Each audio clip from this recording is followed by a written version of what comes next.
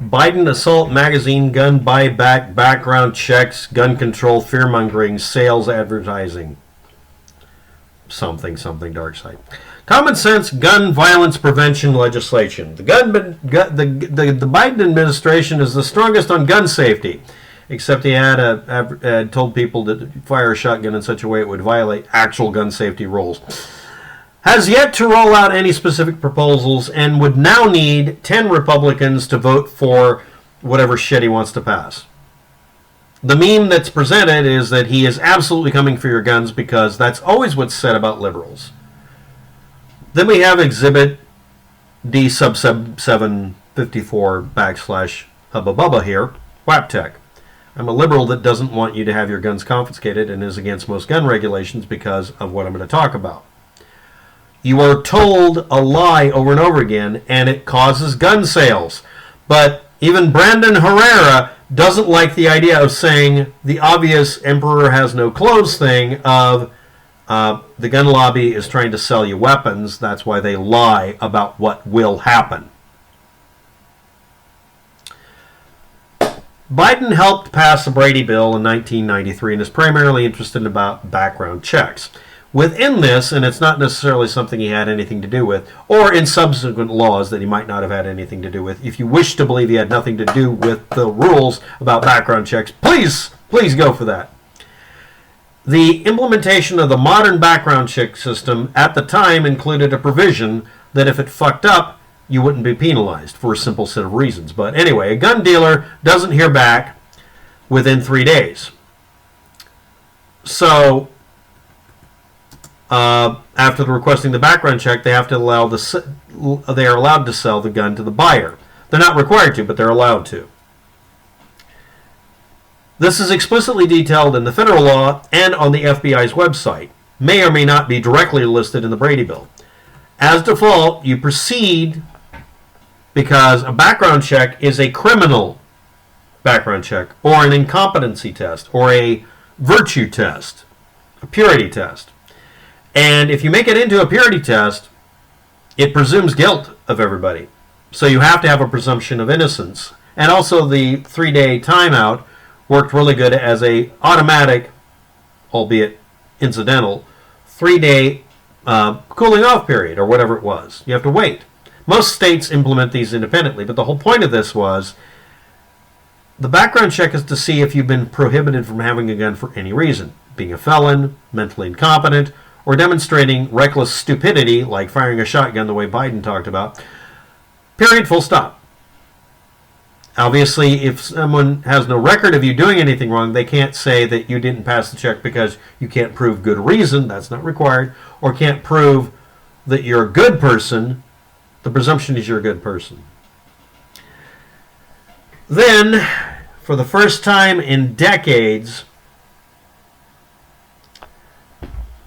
they tried to fix this 3-day thing by saying that you're obliged as a salesperson not to sell the gun unless you can complete a background check, and then you advise the customer to go to another location to do a background check. The background check can be printed out and you can take it back. You can also just go to the police department. I need you to do a gun background check, because that was actually in the provisions too originally. They say, why? I want to buy a gun and I want you to do a background check, and you're required to do it. Many states still require the cops to do the background check. They don't give you permission. You make them admit that they can't restrict you. Not that I've done that for fucking fun. It's worth it. But the Enhanced Background Check Act that was trying to fix this failed. It was the first legislative action to prevent gun violence, as it is said, in decades. And they decided to refer to this as the Charleston loophole because of a recent shooting, and the only one I can find, where someone timed out at the 3-day point and got a gun and then used it.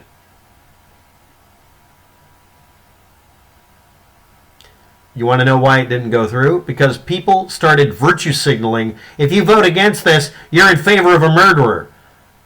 Telling someone that if they disagree with you, it means they're evil and they deserve to be punished is the best way to get them to disagree with you and dare you to punish them. And I think it's appropriate to do so. Don't accuse me of something I'm not guilty of. I might try to become guilty of it just to spite you. So, what else went on? Well, let's talk about that. What did Biden's campaign or he actually say? Now we're getting to the point we're not doing the salesmanship that the gun lobby does. Pledged during his presidential campaign, and it was also on his website, the following: legislation to strengthen and or enact new universal background checks. And also talked about or said that it might be a good idea to do the following: prohibit manufacture and for sale, manufacture for sales and sales of, and require buyback of any circulating items that were previously legal. So prohibiting stuff that's legal and do buyback, which is unworkable and can't go on because of the numbers. For any, now the statement is high capacity magazines, high capacity detachable magazines for manufacture for the purpose of sale. What if you made one your own? Oh yeah, 3D printed ghost guns and parts aren't prohibited and are not for gun buyback because it was never originally made for sale. You made it for yourself. And also assault weapons. Again, a detachable magazine that's over 10 rounds. If I build an AR-15 with an integral magazine of 100 rounds, because I can, it's not restricted even in California. They won't restrict it. If I get rid of every feature other than it having a 100-round capacity, firing 223 or 556, using the proper chambering, and firing exactly the same as an AR-15, and it only fires one time when I pull the trigger and release it, getting rid of the binary trigger thing where it fires ding, ding, ding, ding, firing. If I take out every feature that can be complained about, I can have a high-capacity magazine integral. And I can make an auto feeder that goes and fills it. They can't regulate it because they define themselves in no pole. But what was the other ones for assault weapon? Anything easy to control, like pistol grips. The state has an interest in reducing a murderous shooter's killing capability. This outweighs law-abiding citizens' rights, bad statement from a lawyer somewhere, to these increased comfort, stability, and accuracy features. Firing easier than the manufacturer originally allowed. That gives you an idea of what an activist judge will do. That's a judge. He's now just a lawyer. Tricking out for looks. Any semi-automatic with certain military-style features. The sinister accessories that make an assault weapon prohibitable for sale only, commercially. After you bought it, when it wasn't that way in the first place, because we're talking about a gun, the AR-15 specifically, that when you sell it in California has no military-style features. It merely looks like one in the same way that a pellet gun can be dressed up that way. Just because I spray paint my flare gun matte black or silver doesn't turn it into a short barrel shotgun. Except if I only want to shoot it once. What is this all about? Well, this is really simple. Aesthetic characteristics of a gun. Now remember, something needs to be pointed out. Assault weapon or military-style weapon. Ruling. A long time ago, because the right to keep and bear arms was presumed in one court case to be about military usage, they decided you could only do it if it was a machine gun. Only machine guns are protected. When that obviously would blow up in someone's face, they changed it around and said the direct opposite. Any weapon used in the military, weapon of war, is excluded from your right to keep and bear arms. Okay.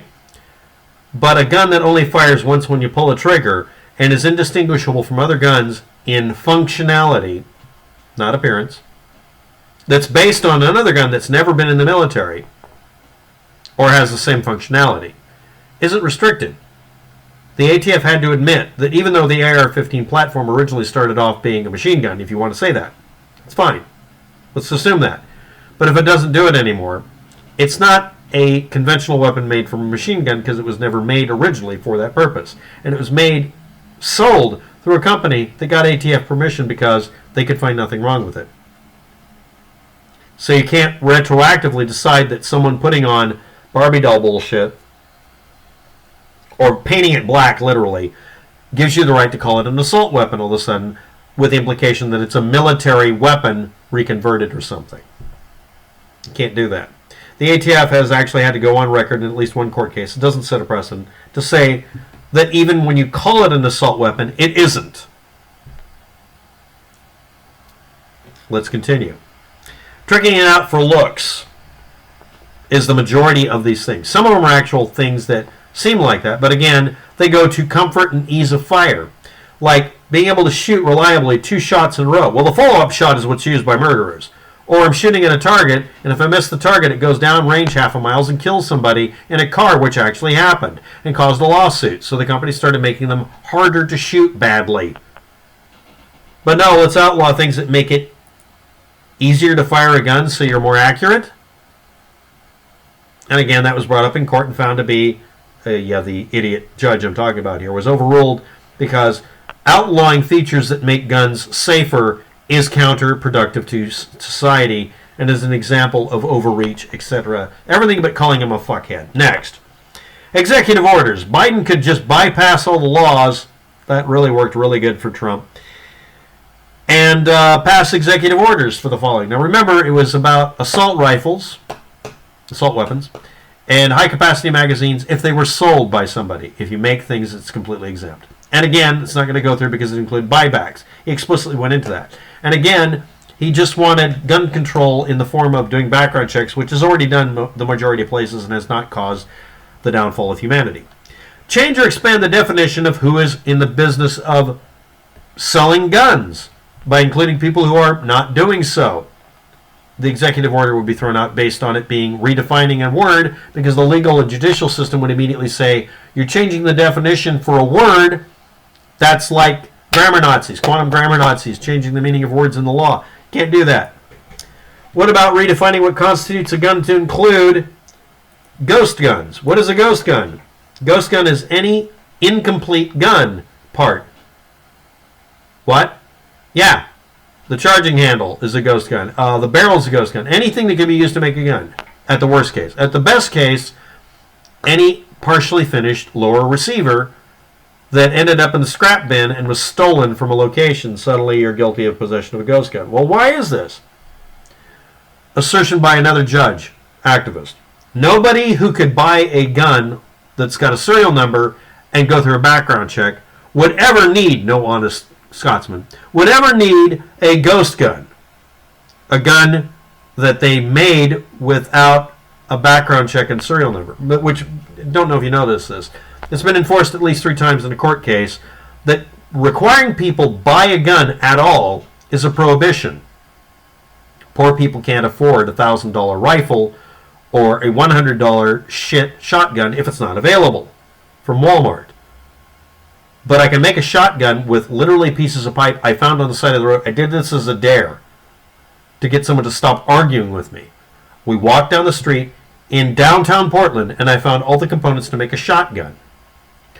Well, it won't work. And then I put a fucking firing pin in it by finding a fucking nail and literally a cork for wine, cut the cork down, put the nail in it, put it in there, nipped off the end, and then flat out went to the coffee shop, had them hold the parts, put in a blank firing shotgun shell with nothing in it but the primer, had him put it together and fire the fucking thing.